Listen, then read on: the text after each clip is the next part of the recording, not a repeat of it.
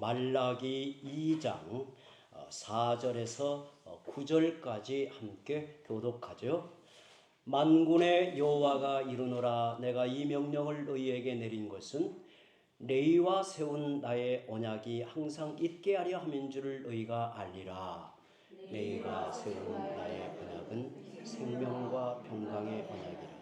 내가 이것을 그에게 준 것은 그가 나를 경외하고 내 이름을 두려워하였으며 그의 입에는 진리의 법이 있었고 그의 입술에는 불의함이 없었으며 그가 화평함과 정직함으로 나와 동행하며 많은 사람을 돌이켜 죄악에서 떠나게 하였느니라. 제사장의 입술은 지시를 지켜야 하겠고 사람들은 그의 입에서 율법을 구하게 되어야 할 것이니 제사장은 만군의 여호와의 사자가 됨이거늘 너희는 옳은 길에서 떠나 많은 사람을 율법에 거스르게 하는도다. 나 만군의 여호와가 이르노니 너희가 레위의 언약을 깨뜨렸느니라. 너희가 내 길을 지키지 아니하고 율법을 행할 때 사람에게 치우치게 하셨으되 나도 너희로 하여금 모든 백성 앞에서 멸시와 천대를 당하게 하였느니라 하시니라. 아멘. 말라기서를 차근히 읽어보면 말라기 시대와 오늘 우리가 사는 시대의 영적 분위기가 매우 비슷한 것을 느끼게 됩니다. 겉으로는 제사 형식이 그들에게 있었고 부지런함이 있었지만 그 내용을 보자면 하나님을 경외하는 심정이 사라져 있고 마치 오늘 우리가 예배를 드리는 종교 생활은 만족하되 하나님을 참되게 사랑하고 경외하는 심령이 사라져가는 것을 마치 비슷하게 보곤 합니다. 그러므로 이 시대를 살아가는 성도로서 신앙의 중요한 답을 말라기를 통해서 얻게 되는 겁니다. 신앙의 문제와 위기가 무엇으로부터 비롯되는가? 이런 문제 앞에서 선지자는 어떤 교훈을 제시하고 있는가? 관심 있게 이 말라기를 보면 우리에게 중요한 말씀의 이 가르침이 적용되어져 우리가 하나님의 은혜를 입은 자로 다시 바로 서게 되는 것입니다. 앞에서 제사장에 대해 말씀하신 하나님은 이제 레위인에 대하여 말씀하십니다. 특히 오늘 본문에 보면 레위와 세운 나의 언약이라는 말이 3번 반복되죠. 4절, 5절, 8절에 레위와 세운 나의 언약에 대하여 말합니다. 그런데 하나님은 여기에서 왜 언약을 언급하실까요? 레위와 특별하게 맺은 그 언약의 내용을 밝히고 있는 것일까요? 신명기 10장을 보면 레위 지파는 성전에서 제사장을 돕는 역할이 주어지는 것을 봅니다.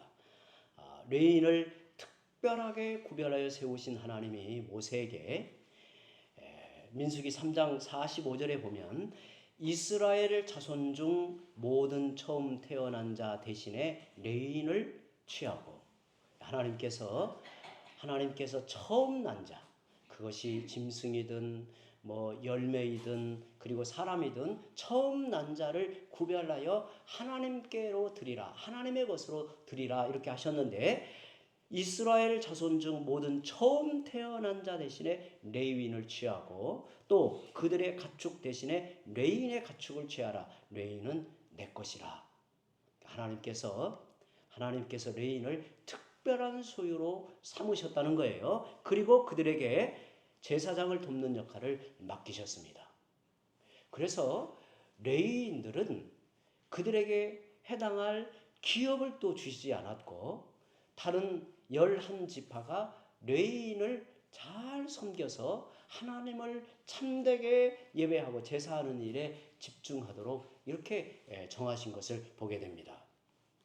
그런데 세월이 흐르면서 그들의 부르심의 성격이 점점 사라지고 제사장들 못지않게 타락하게 된 것이 이제 문제였어요. 그들은 하나님과 맺은 언약을 저버렸다는 거예요.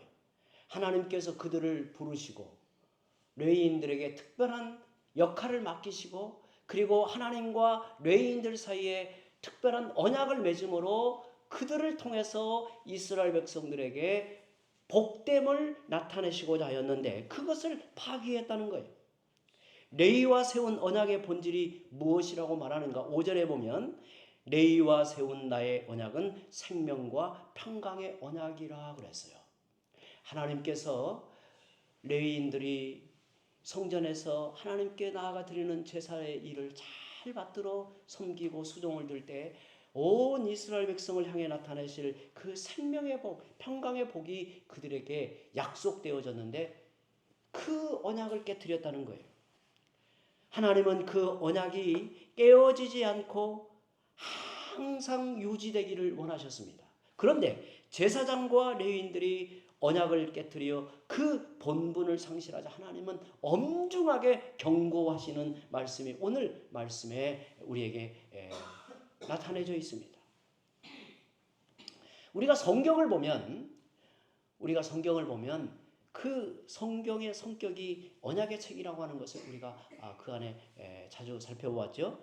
옛 언약, 구약, 새 언약, 신약이 이게 합쳐진 이루어진 언약의 책이 성경입니다. 그래서 성경을 가리켜 언약의 책이다 이렇게도 불러요. 언약의 주님은 부르신 백성들과 특별한 관계를 맺으시는데 그 관계를 맺으실 때 언약을 맺으십니다. 그래서 성경에는 여러 언약이 나와요. 예를 들어 처음 언약이 창조 언약. 하나님께서 창조하신 세계를 대하여 그의 머리로 삼으신 아담을 부르시고 아담과 언약을 맺습니다. 그래서 창조 언약이라고 하고 때로는 아담 언약이라고도 하죠. 그리고 노아 언약. 아담이 타락한 이후에 제2의 아담으로 삼으신 이 노아를 부르시고 노아 언약을 맺죠. 그리고 아브라함 언약, 그리고 시내산에 이르러서 시내산 언약을 맺죠. 모세를 그들의 중보자로 삼으시고 하나님께서 부르셨기에 모세 언약이라고도 부르지만 시내산 언약이고 그리고 새 언약으로 여러 언약들이 기록되어 있습니다. 우리에게 베푸신 구원이 하나님의 언약 안에서 실현되어지는 겁니다. 언약의 복이 우리에게 지금도 계속 베풀어지는 거예요. 구원의 은혜가 그렇게 나타나지는 거예요.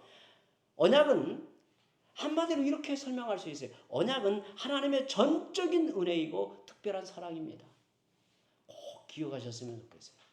언약은 하나님의 특별한 은혜이고 하나님의 전적인 은혜이고 특별한 사랑입니다. 언약 안에서 하나님과 우리는 서로에 대하여 특별한 관계로 나아가게 됩니다. 예를 들어서 하나님이 우리의 하나님, 우리는 하나님의 백성이 되는 것이고 때로는 하나님은 우리의 하늘 아버지가 되시고 우리는 하나님이 기르시는 그분의 자식이 되는 것이고 또한 하나님이 우리의 남편이 되시고 우리는 하나님 앞에 하나님의 아내와 같은 위치에 특별한 관계를 갖게 하는 것이 바로 언약으로 그게 이루어지는 거예요.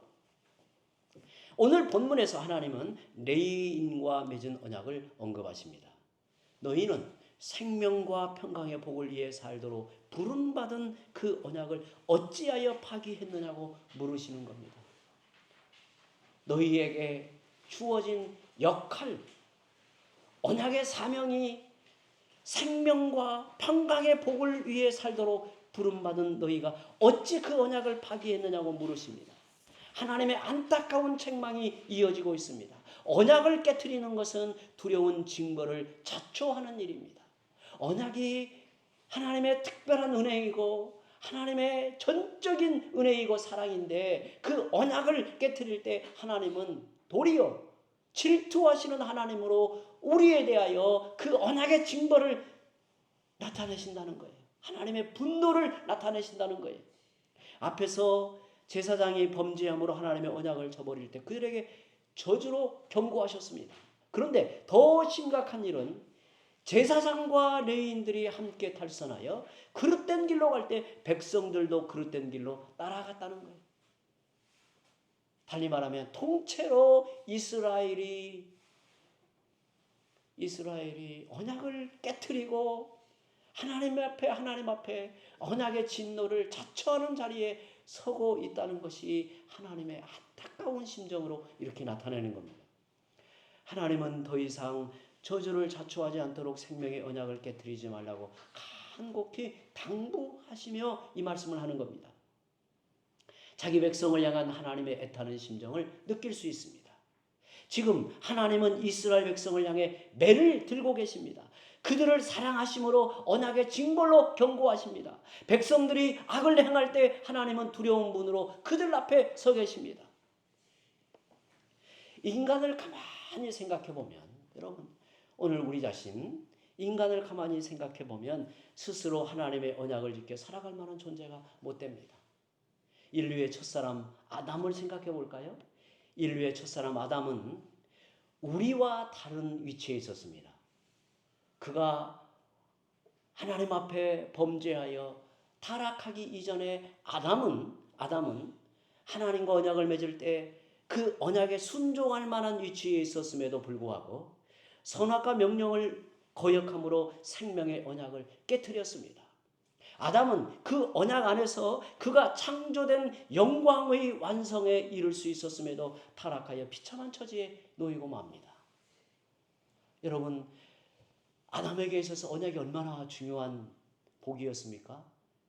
저는 하나님께서 만약에 아담에게 언약의 복을 주시지 않았다면, 이제 결과론적으로 생각해 보면 그야말로 하나님께서 아담을 특별한 존재로 여기신 것에 그 사랑이 빠지고 말아요.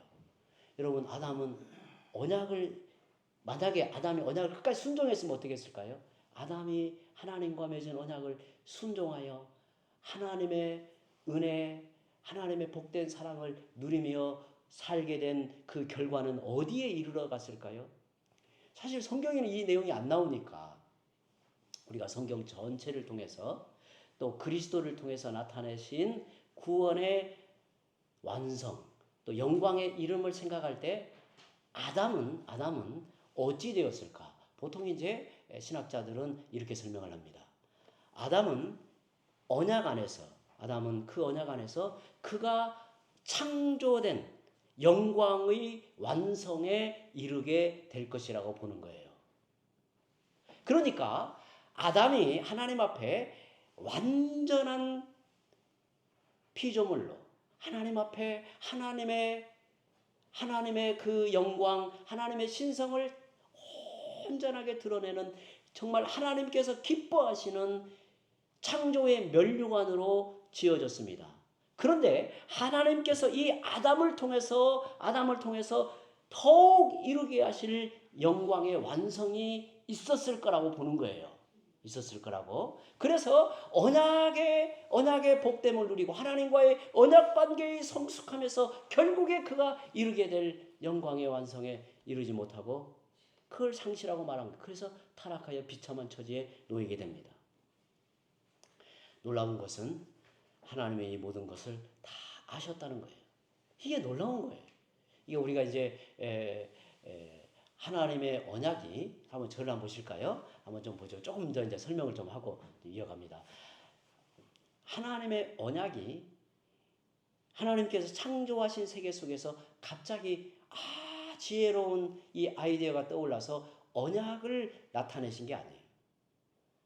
우리가 성경에 보면 하나님께서는 이 세상을 창조하시기 전에 영원의 세계에서 성부 하나님, 성자 그리스도, 성령님이 협약하여 구원의 은혜 베푸심을 계획하셨다는 거예요. 계획. 그걸 가리켜 우리가 지난 주일 말씀에 약간 그 부분이 나왔죠. 그게 이제 구원 언약이다. 구속 언약이다. 협약이다. 이렇게 이제 표현하는 구속 언약을 하나님께서 세상이 창조되기 전에, 인생을 지으시기 전에 만드셨다는 거예요. 만약에 이걸 생각한다면 사실 하나님은 전부를 내다보신 거죠. 아신 거죠. 그럼에도 불구하고 아담을 자유한 존재, 선악과의 명령을 그에게 나타내시며 언약 관계로 그를 삼으셨다는 것이 놀라운 거예요. 저는 이 부분을 생각하면 정말 그 하나님의 사랑과 하나님의 인간을 향한 그 은혜 베푸심이 신비롭고 말로 다 표현하기 어려운 부분이에요. 이 부분이. 아담 이후로 그래서 하나님이 이 모든 것을 아시고 그래서 언약을 깨트린 인간을 구원하시려는 하나님의 사랑이 어떻게 나타나냐면 은혜 언약으로 나타나시는 거예요. 은혜 언약으로. 은혜 언약으로 나타나신다는 것은 아담의 언약과 은혜 언약의 차이가 언약의 순종은 같죠. 그러나 그 언약에 순종하는 위치에 누가 서시냐면 그리스도께서 서신단 말이에요. 아담의 위치에 그리스도께서 서셔서 우리의 언약의 머리가 되시고 중보자가 되셔서 언약을 파기한, 언약을 깨트린 인간의 언약의 저주를 친히 십자가에서 담당하시고 언약의 저주를 담당하시고 그리고 그가 사흘 만에 부활하여 하나님 앞에 의로움으로 영원하신 아들로 서게 되어 우리의 언약의 머리가 되시고 중보자가 되어 우리는 그리스도 안에 속한 자로 그 언약의 복을 누리는 자리에 서게 되는 거예요. 그런 의미에서 은혜 언약이라고 하는 거예요. 아담 이후로 계속 이어지는 모든 언약은 은혜 언약이라고 부르는 이유가 그것입니다. 오늘 본문에 제사장의 역할을 말씀하고 있는데 특히 제사장의 입술은 지식을 지켜야 한다고 말합니다. 여기서 지식은 하나님의 말씀을 뜻합니다. 또한 제사장의 입은 항상 율법을 구해야 한다고 말합니다. 제사장은 만군의 여호와의 사자이기 때문입니다. 이처럼 제사장은 생명의 법을 구하고 지켜야 함에도 그 일을 저버렸다는 거예요. 그리고 그를 따르는 많은 백성들을 죄로 이끌었다는 거예요. 그들은 자신도 옳은 길에서 떠났을 뿐 아니라 하나님의 거룩한 백성, 하나님의 언약 백성을 하나님 앞에 거스르게 하였으니 하나님께서 그들을 향한 진노하심이 얼마나 크셨을까를 생각하게 되는 거예요.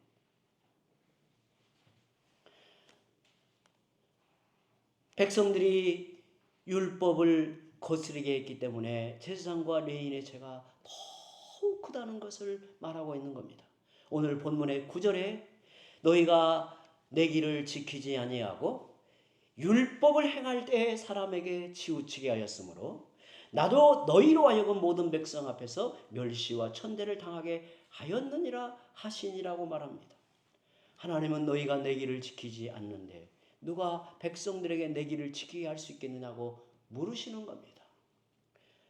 말라기에는 인도자에 대한 경고가 많이 나옵니다. 누가 진정한 인도자일까요? 거짓된 인도자는 자신은 따르지 않으면서 백성들에게 지키라고 강요하는 자입니다. 물론 모든 것에 순종하여 이끄는 인도자는 이 땅에 한 사람도 없습니다. 하지만 인도자는 늘 본을 보이는 위치에 선다는 것이 중요하죠. 그래서 인도자는 어려운 일이고 두려운 자리입니다. 영적 인도자는 먼저 자신을 살피는 일을 사역보다 더 중요하게 생각해야 합니다. 자기 영혼이 무너진 인도자가 무엇을 할 수 있겠습니까? 영적 인도자는 사역의 기술보다 영혼의 활력을 갖추고 있어야 합니다. 누구보다 자신을 쳐서 복종해야 합니다. 그렇지 않으면 수많은 함정이 그 앞에 있는 겁니다.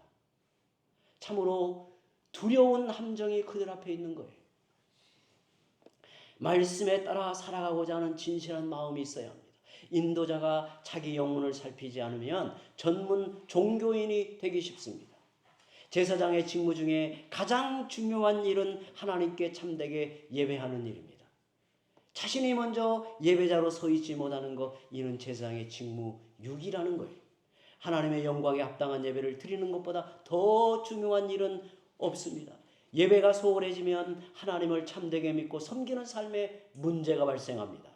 예배는 신자됨에 직결되는 영향을 줍니다. 여러분, 지도자의 역할이 무엇일까요?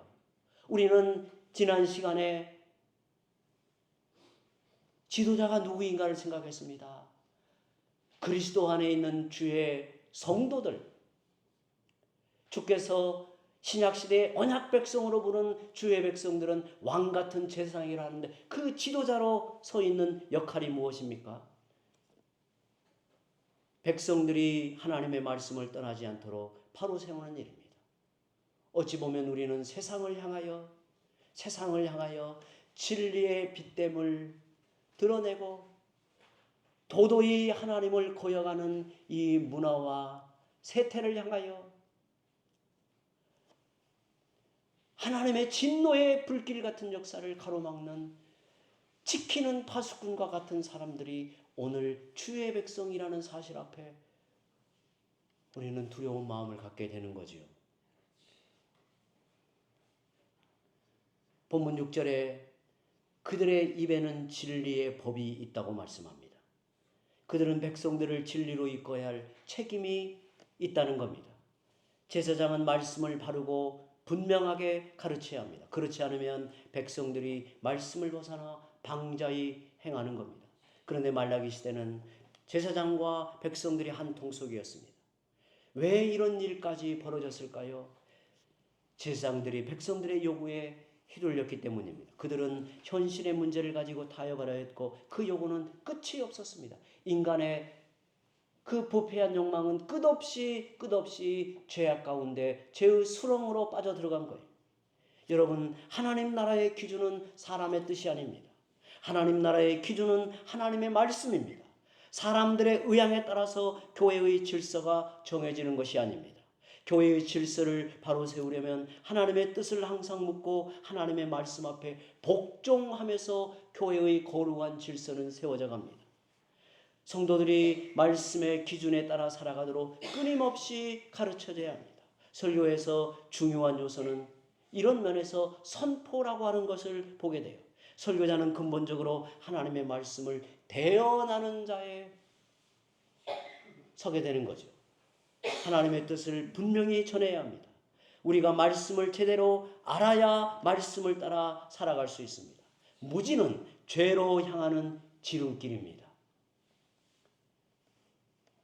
우리가 주의 백성으로 하나님의 말씀을 깊이 제대로 알아가지 못하는 어리석음은, 무지는 죄로 향하는 지름길이 되는 겁니다. 이스라엘 역사를 보면 하나님을 아는 지식이 없어서 그들은 패망하였습니다. 왜 죄를 지을까요? 인간이 왜 죄를 지을까요? 인간의 본성에 죄의 성향이 있어 그렇지만 거듭난 후에는 말씀을 깊이 알지 못해서 그렇습니다. 안다고 해도 거달기식으로 말씀을 알기 때문에 죄의 세력 앞에, 권세 앞에 굴복하여 사는 거예요. 에덴 동산에서 하와가 하나님의 말씀을 정확하게 알았다면 타락하지 않았을 것입니다. 여러분, 뱀을 통해서 유혹하는, 그리고 하와 대화하는 장면을 보면 하와의 문제가 드러나요. 하와는 하나님의 말씀을 자기 생각대로 덧붙이고 말씀을 자기 느낌대로 해석하여 죄를 범하게 됩니다. 오늘날 얼마나 많은 거짓 메시지가 횡행하는지 모릅니다. 왜 이단의 미혹이 될까요? 왜 중독에 빠져들까요? 하나님을 아는 지식이 메말라 있기 때문에 그렇습니다. 하나님을 알지 못하는 상태에서 어떻게 참된 예배를 드릴 수 있다는 겁니까? 하나님을 아는 지식이 없으면 세상에서 미혹을 당할 수밖에 없습니다. 내가 미혹을 당하는지도 모르고 우리는 미혹을 당하여 헛된 삶을 살아가게 되는 겁니다. 여러분, 말씀의 기준 앞에 바로 서려면 말씀을 가르치는 자와 말씀을 배우는 사람이 함께 열심을 내야 돼요. 그런데 이 시대는 말씀을 사모하는 사람이 많지 않습니다. 참 이게 마음 아픈 일이에요. 말씀을 깊이 알려고 하는 열망이 부족합니다. 삶의 현실에서 먹고 사는 일이 너무 바쁘면 영적 갈망도 잃어버려요.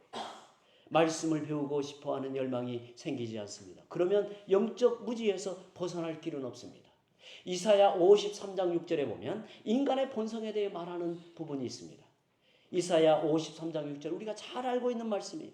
우리는 다 양 같아서 그릇 행하여 각기 제 길로 갔거늘 여호와께서는 우리 모두의 죄악을 그에게 담당시키셨도다. 어리석고 무지한 양 같은 인간은 그릇 행하여 각기 제 길로 가는 고집스러움이 있어요. 인간의 본성에는 자기 고집이 있어요. 그래서 길을 잃고 방황합니다.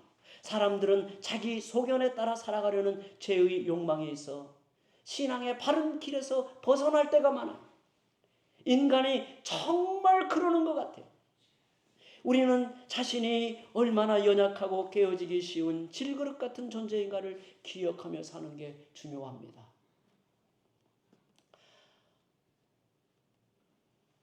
우리가 하나님 앞에 어떠한 존재인가를 깊이 깨닫고 그것을 의식하며 기억하고 사는 것이 정말 중요한 것 같아요. 정말 중요한 것 같아요. 오늘 본문에 제사장을 백성들의 사자가 아니라 여호와의 사자라고 말씀합니다. 하나님 편에서 그분의 말씀을 전하는 자라는 거죠. 상처받는 게 두려워 듣기 좋은 말만 하는 것은 사랑이 아니라 속이는 것입니다. 영적 지도자는 성도들이 죄와 직면하도록 해야 합니다. 어디에서 무엇이 잘못되었는지 말씀 앞에 깨닫도록 돕는 겁니다. 돌이키게 하는 영적 지도자의 역할은 아무리 강조해도 지나치지 않습니다.